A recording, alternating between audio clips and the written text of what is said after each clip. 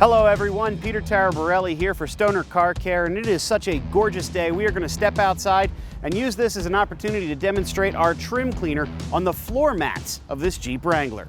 Now, trim clean can actually be used on all of the plastic surfaces in this vehicle, but today we're going to focus on those mats. For most vehicles, they probably aren't this dirty, and you can leave the mats in there while spraying this product, but what we're going to do today is we're going to try and remove this mat without spilling the dirt inside the vehicle.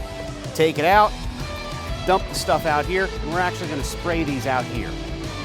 Now with the mat outside of the vehicle, we're going to give it a nice solid coating here. Watch it foam up. And for some of these more detailed areas, I'm actually going to get a small nylon brush and give it a good scrub in here. You can see all the dirt and buildup is already turning the foam colors.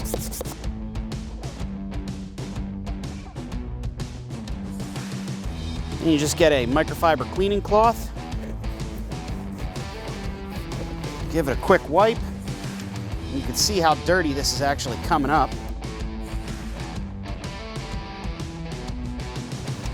And there we go. They are ready to install, and they are already looking a lot better than they did.